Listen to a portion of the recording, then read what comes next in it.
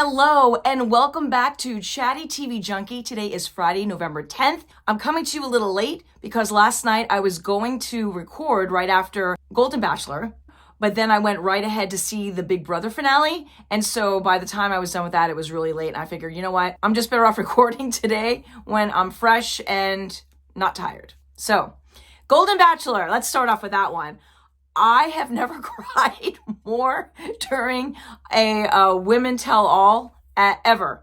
The first thing I noticed that was different about this Women's Tell All, by the way, before I forget, like, subscribe, all those good things, give me a thumbs up, and welcome to Chatty TV Junkie. I do mostly reality TV and other shows that I enjoy. Right now, I am really big into Golden Bachelor and the Real Housewives of Beverly Hills. But anyway, I digress. So last night, it was great. I've been loving the show from the entire time. The big difference between last night's show and previous Women Tell All, there was no screaming, there was no fighting, there was no finger pointing.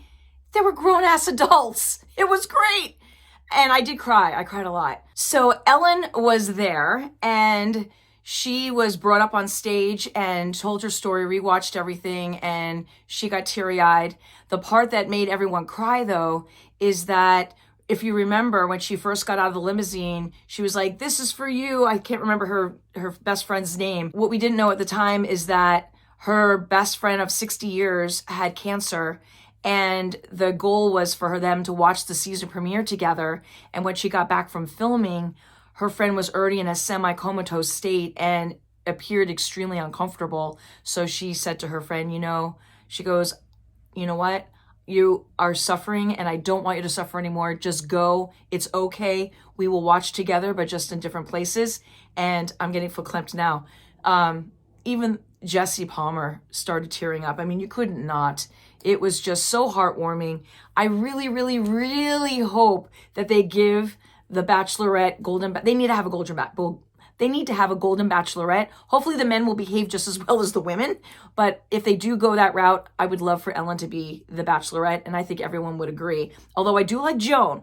The difference between Joan and Ellen is that Joan is a lot more subdued and quiet. And I believe for a good TV show, you need someone who's a little bit more vibrant and energetic. And that's what Ellen is. She's amazing. I love her. Joan would have been a great match for him too. But she's, like I said, a lot more subdued. She ended up going home and taking care of her daughter who had postpartum. And I actually read an article today that said that production had her airline ticket ready to go for her to go back. And what happened is her daughter couldn't get a doctor in time, or she couldn't get a doctor in time for her daughter. And she still was like, "No, I'm not leaving her until I know that she's set up and that she's going to be okay." So it turned out not working out. And, maybe it was for the better, but what she did take from it is that she knows what she's looking for now, and she knows that she's not all washed up and there is a chance for love for her, which I believe all the women got. They did a blooper reel, which was hilarious, about stomach pains and gas, and it was really, really funny. And then one of the other great parts that was not a cryable part, but a laughing part, was Susan. Everyone's been saying she looks like Kris Kardashian. Well, Kris Kardashian called in, and there was a message on Jesse's phone that they put up on the screen, and Kris was like, "I love you guys, and I especially love you, Susan." And it was really great. It really touched Susan, and maybe they'll collab on something. I don't know. It was pretty cool. And then the other part was we got to finally see who he chose out of the final three. Now, I want to mention that I did mess up last week, and I said that Faith was from Arkansas. I have no idea where my brain was. Maybe I had the Duggars on the mind because that's the only reality family I could think that's in Arkansas.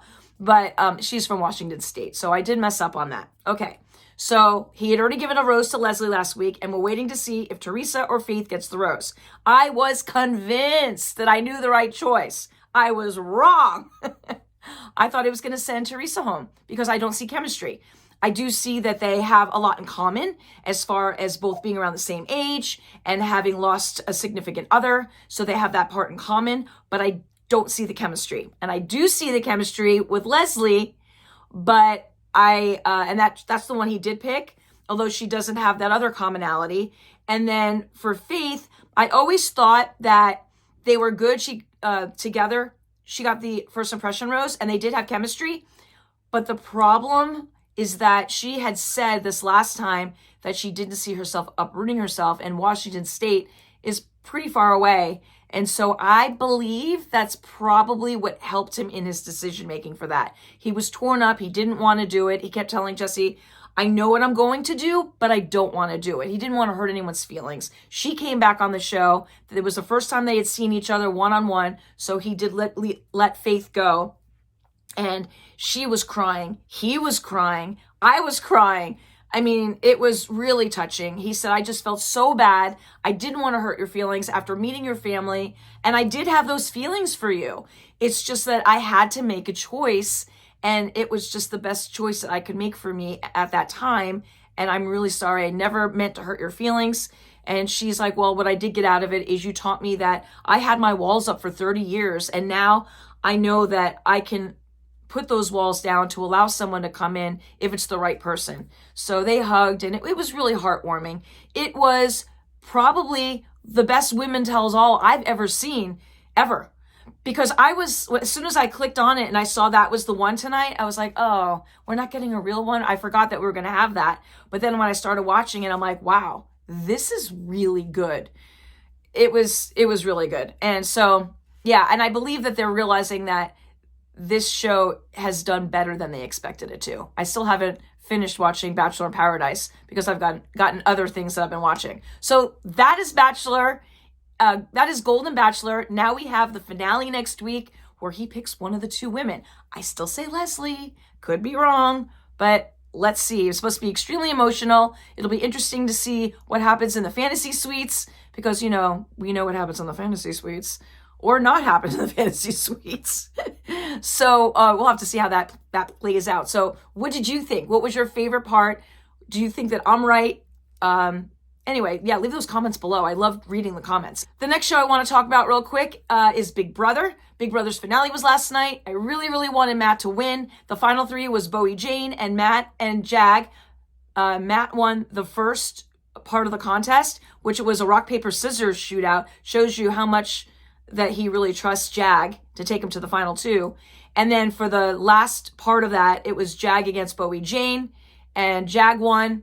And then on the live competition, literally, they were neck and neck. They both got every single question right they were given. It had to go to a tiebreaker where you write the number down, and Jag won that. So it was super close right to the end. And then the jury got to deliberate, and it was 5-2, and Jag won. But Matt did win $75,000, and then the best, America's favorite contestant actually went to Cameron. I thought it was actually going to go to Suri, as she was one of the finals, or go to Matt. But Matt won, so it's nice that the money was spread around and everyone gets to share in the wealth. And now they're going to be doing some sort of other Big Brother for the holiday season. They're going to be announcing it more soon. Apparently it's starting, I think December 11th is what they said. So that is probably because there are no shows to put on because the actor strike lasted a lot longer than anticipated. It is now over. So between that being over and the writer strike being over, I'm assuming that production is going to pick up from all the shows starting very soon, but it's probably not going to be ready until after the new year. So that's where we are at. And for Real Housewives of Beverly Hills, I wanted to pose a question. If you had to go on vacation with one of the Beverly Hills Housewives, which one would you go to? Because they went to Las Vegas this past week, and Sutton was extremely upset once they got to the male strip review show. And I've been to one a long, long time ago. When I was 18, friends and I went to the Real Chippendales in Manhattan because I lived in New Jersey at the time. And back then, and even now, it didn't do anything for me. I mean, it was fun watching, but I didn't want anybody coming up to me. No desire at all. Still feel that way. I've gone to another show just a few years back with friends. One of the friends got up on stage. I've got no desire. No, not my thing. But it's fun to watch. Well, Sutton was all excited and ready to go and had dollar bills and wore pants, and she didn't get chosen. She was really upset. And then Erica Jane was on stage, and she did some moves that I would not do on stage, and there was whipped cream involved with Kyle, which again I would never do. and she was very offended, so she left. And then as far as the rooming goes, Sutton was up still watching TV, and the roommate wanted to go to sleep. Garcelle was her roommate. And honestly, after looking at all of the different personalities, Kyle doesn't drink anymore, so she was up at 5 a.m. and decided to go work out. And the one that was like, no way, I'm on vacation, I'm not working out, and that was Dorit. Dorit's my girl. I would totally be Dorit's roommate, and I would totally travel with her. She looks like she is a blast and fun to hang out with. She totally enjoyed the show, never got to go on stage, but thoroughly enjoyed it, had the best time. She's like, when I'm on vacation, I'm going to eat, I'm going to drink, I'm going to sleep in. I'm not going to work out at 5 o'clock in the morning. I'm probably not even going to work out. So she's my girl. I like Dorit a lot. So anyway, that is my 2 cents for that show, and I'm running out of time, so I'm going to end it here. Don't forget to like, subscribe. Let me know who you would want to room with out of all the Beverly Hills Housewives. And I will be back on Tuesday. Not sure what show we'll be talking about. I still have to catch up on Southern Charm, and I still have to catch up on the Real Housewives of Salt Lake City. So possibly I'll be talking about that. So thank you for tuning into the Chatty TV Junkie. Don't forget to like, subscribe, all those good things, and I will see you soon.